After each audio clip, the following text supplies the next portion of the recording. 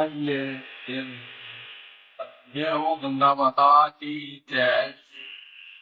योजना सर्वेभ्यो विष्णुलोकम स गच्छति। गंगा गंगा गंगा कहने मात्र से तीनों लोगों से मुक्ति प्राप्त हो जाती है। गंगा गंगेति उर्यात् योजनानां सदैरपि। 100 योजन दूर रहने पर भी कोई गंगा गंगा कहता है तो मुंचते सर्व पापेभ्यो विष्णु लोकम स गच्छति। सभी पापों से मुक्त होकर के और विष्णु लोक को प्राप्त करता है, क्योंकि विष्णु पादाब्ज संभूता, विष्णु के पैर की अंगूठी से प्रादुर्भाव हुआ है माँ गंगा का। तो कल कल निनाद करती हुई हरिद्वार, हरि के द्वार हम पहुंचने वाले हैं। कुछ ही क्षणों में, कुछ ही देर में पहुंच जाएंगे। आगे हम इन्हीं रास्तों पर और चल रहे हैं। हरिद्वार कुछ ही क्षणों में, कुछ ही पलों में पहुंचने वाले हैं। हरिद्वार का दृश्य, हरिद्वार का महात्मा अद्भुत है और हरिद्वार में पहुंचेंगे। हरिद्वार में ना रुक करके सीधा हम लोग ऋषिकेश जाएंगे और वहाँ पर जा कर के आश्रम है, आश्रम में रुकेंगे, दर्शन करके महात्मा जी से मिलेंगे। गंगा कनखले पुण्या हर की पौड़ी के लिए पहुंच चुके हैं और गंगा का जो महत्व है सर्वत्र तो बहती है और सर्वत्र ही पुण्यदायिनी है। विशेष लाभ गंगा कनखले पुण्या, गंगा कनखल में ही विशेषकर पुण्यप्रद है, लाभप्रद है, पितरों के कार्यों के लिए उत्तम है और सर्व कार्यों के लिए, देव कार्य पितृ का कार्य के लिए सबसे श्रेष्ठ गंगा कनखले पुण्या, कनखल में ही विशेष करके माना जाता है। और ये गंगा है हर की पौड़ी, बहुत ही अच्छा, देखिए कितना सुंदर दृश्य है ओंकार का और माँ गंगा का। आप सभी लोग भी माँ गंगा माँ गंगा माँ गंगा बोल सकते हैं। देखिए, जय मातु गंगे, हर हर गंगे शिव शिव गंगे, हर हर गंगे शिव शिव गंगे, भज मन गंगे भज मन गंगे, शिव शिव गंगे, हर हर गंगे शिव शिव गंगे, जय शिव गंगे, हर हर गंगे, नमामि गंगे भजामि गंगे। हर की पौड़ी है ये माँ गंगा का दर्शन और यहाँ का दिव्य स्वरूप, दिव्य दर्शन कर सकते हैं। हर हर महादेव, हर हर महादेव। देवभूमि ऋषिकेश की पावन धरती पर पहुंच चुके हैं और एक घाट का दिव्य सुंदर नज़ारा और दृश्य, त्रिवेणी दर्शन और भगवान विश्वनाथ, देखिए भगवान शंकर देश विदेश से का दिव्य स्वरूप यात्रियों एवं स्थित है घाट पर। श्रद्धालुओं का तीर्थ पुरोहित समिति हार्दिक माँ पार्वती एवं अभिनंदन और जटाओं में गंगा किसी भी श्रद्धालु को माँ गंगा के और तट पर माँ गंगा साक्षात भगवती का दर्शन कराने ले चल रहा हूँ, मुंडन संस्कार एवं पितरों का पूजन करवाना है। जहाँ भगवती कल कल निनाद करती हुई निरंतर लोक पावनी पापहारणी जगत जननी पराम्बा भगवती अब जलधारा में प्रवाहित हो रही हैं। भगवती का दिव्य दर्शन यहाँ से कर सकते हैं। ऋषियों की तपोभूमि, बहुत सारे ऋषियों ने यहाँ तपस्या किया, इसलिए इसका नाम ऋषिकेश पड़ा। ऋषियों के केसों से जो बंधी हुई, केसों से तपस्यारत हुई वह है ऋषिकेश।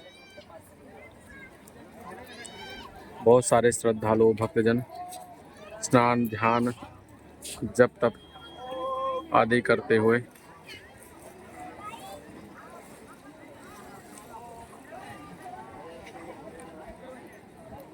माँ भगवती गंगा शुद्ध नित्य निरंतर बह रही हैं।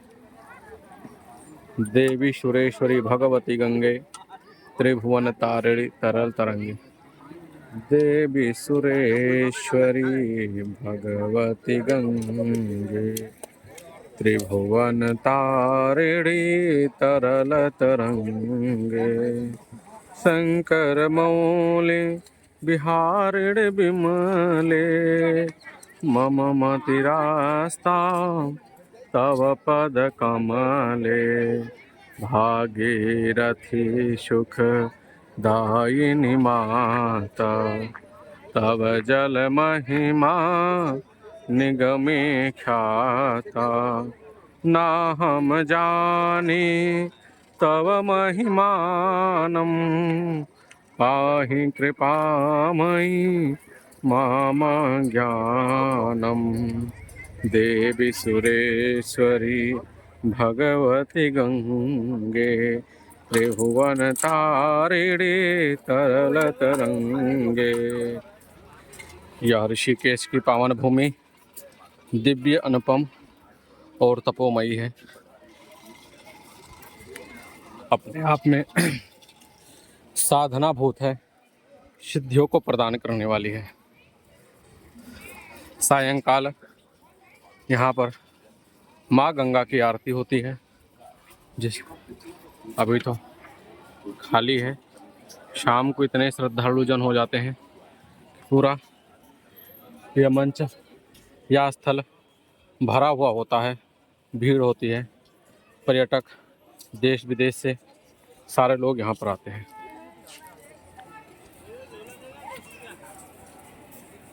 भगवान कृष्ण और अर्जुन का दिव्य स्वरूप देखिए। वसुदेव वासुतं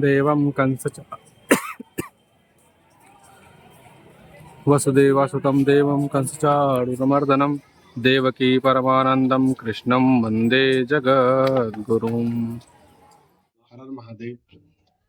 आप अभी आ रखे हैं ऋषिकेश के दिव्य भूमि पर, और यहाँ पर भगवान श्री कृष्ण नारायण जी का एक दिव्य और प्राचीन भगवान शंकराचार्य जी द्वारा स्थापित मंदिर है। भगवान शंकराचार्य जी द्वारा यह दिव्य मंदिर बनाया गया है, पुनः स्थापित हुआ है। और जो भी माने कि ऋषिकेश आता है वो भगवान श्री कृष्ण नारायण जी का जरूर दर्शन करता है, जिनको भरत नारायण भी कहते हैं। और ऋषिकेश में आकर के आप जरूर गंगा जी का स्नान, गंगा जी का दर्शन।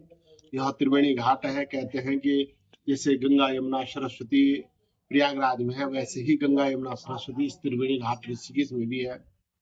और यहाँ पर स्नान करने का, तर्पण करने का, मार्जन करने का अति महत्व है, अति पुण्य प्राप्त होता है।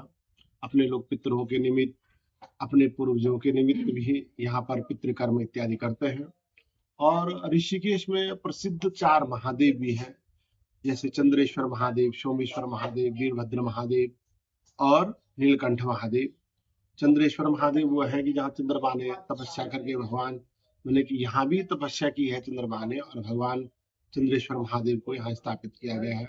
वैसे ही जब भगवान शंकर जी ने वीरभद्र को भेज करके यज्ञ का विध्वंस किया, तो फिर वीरभद्र को कह करके भगवान शंकर ने, यही ऋषिकेश की भूमि है जहाँ पर उनको कह करके उन्होंने यहाँ पर भगवान शंकर की आराधना की, और वही शिव भगवान शंकर की आराधना से वही वीरभद्र महादेव स्थापित हुए हैं। ऐसे नीलकंठ महादेव है, जब भगवान शंकर ने हलाहल विष पी लिया, उसके बाद इस नीलकंठ महादेव नील पर्वत पर आकर के यहाँ विराजमान हुए, क्योंकि यह हिमालय की भूमि है, यहाँ शीतलता होती है। जब व्यक्ति मने कि हलाहल विष पी लेता है तो उसको मने कि उच्चाटना इत्यादि इत्यादि लगता है, तो उसको शीतलता की आवश्यकता होती है। तो भगवान शंकर भी इस हिमालय की दिव्य भूमि पर शीतलता को प्राप्त करने के लिए आए। और फिर इस ऋषिकेश भूमि का अत्यधिक महत्व है। यहाँ तमाम बड़े बड़े आश्रम हैं, बहुत तपस्वी साधक संत हुए हैं, ऋषि मुनि हुए हैं, जो विशेष रूप से यहाँ मैंने कि जिन्होंने साधना की है। और अभी वर्तमान में भी यहाँ मैंने कि बहुत अच्छे अच्छे संत लोग हैं, जो मैंने कि बहुत विद्वान हैं, जो मैंने कि अभी भी विद्यार्थियों को, संत महात्माओं को स्वाध्याय इत्यादि करवाते हैं। कैलाश आश्रम इत्यादि, शांति धर्मानंद महाराज इत्यादि, तमाम त्रिभुवन दास महाराज इत्यादि, तमाम कहीं भी महात्मा है। और इस ऋषिकेश पर ही मेरे को ऐसे लगता है कि सबसे ज्यादा गुरुकुल है, जहाँ मैंने कि कम से कम 25 लमसम गुरुकुल चलते होंगे इस ऋषिकेश की भूमि पर। तो ऐसी दिव्य भूमि है जहाँ लोग आकर के माने कि एक आध्यात्मिक ऊर्जा को प्राप्त करते हैं और शांति को प्राप्त करते हैं। भगवती माँ गंगा में जाकर के अपने उन पापों का प्रायश्चित करते हैं। यहाँ आकर के एक अलौकिक दिव्यता का अनुभव हम अपने जीवन में करते हैं।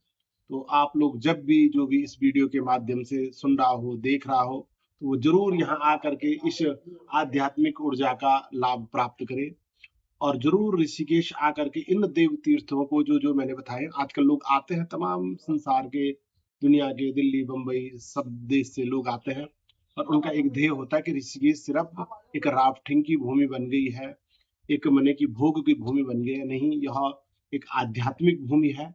यहाँ आकर के हम अपने आध्यात्मिक ऊर्जा को, बल को प्राप्त करवाएं और उसको बढ़ाएं, तो यही हमारे यहाँ आने का सार्थक होगा। इसीलिए आप सबसे निवेदन है, जब भी आप लोग ऋषिकेश आए तो आध्यात्मिक ऊर्जा का लाभ लें। यही कहकर के अपनी वाणी को विराम दूंगा। हर हर महादेव। ऋषिकेश का नाम ऋषिकेश क्यों पड़ा? भगवान ऋषिकेश नारायण जी यहाँ विराजमान है, इसीलिए उनका नाम ऋषिकेश नारायण पड़ा। इस क्षेत्र का नाम ऋषिकेश पड़ा है। हृषिकेश इसका नाम है, भगवान नारायण का नाम हृषिकेश है, तो उन्हीं के नाम से अभ्रंश होकर के वो ऋषिकेश हो गया, इसीलिए यहाँ का नाम ऋषिकेश है। ठीक है। यहाँ से यात्राएं भी शुरू होती है, चार धाम अब यात्राएं यहाँ से ये है माने कि ऐसे हरिद्वार गंगा का द्वार, मुक्ति का द्वार आदि कई नामों से। मुक्ति का द्वार, यह भूमि भगवान शंकर की भूमि है, जहाँ कण कण में भगवान शंकर विराजमान है। और यह पूरी भूमि जहाँ माने कि आप वर्तमान में है और यहाँ से आगे आगे जहाँ तक बढ़ते जाओगे, ये सब सारी भूमि भगवान शंकर की है। और भगवान शंकर यहाँ विराजमान है बढ़िया केदारेश्वर महादेव के रूप में। और एक तरफ भगवान जो भूवैकुंठ इस पृथ्वी का है, उस भूवैकुंठ में यहाँ पर माने विराजमान है भगवान बद्री विशाल के रूप में, जहाँ भगवान साक्षात मुक्ति के देवता विराजमान है। तो वही हम सांसारिक लोगों को इस भूवैकुंठ पर मुक्ति प्रदान कराते हैं। इसी उद्देश्य से संसार के लोग इस भूमि पर आते हैं कि हम भी यहाँ आकर के भगवान के दर्शन करके मुक्त हो जाएं, इस जीवन माने कि जन्म मरण के से मुक्त हो जाएं। यही कामना से सब लोग यहाँ आते हैं, इसी उद्देश्य से यहाँ आते हैं। और जो सद्भाव से आता है तो उसकी जरूर भगवान कामना पूरी करते हैं। यम यम चिंतयते कामं तम तम प्राप्नोति निश्चितम। ऐसी कामना भगवान से करते हैं तो भगवान निश्चित ही पूर्ण करता है। इतना ही कहेंगे। हर महादेव। हर हर महादेव।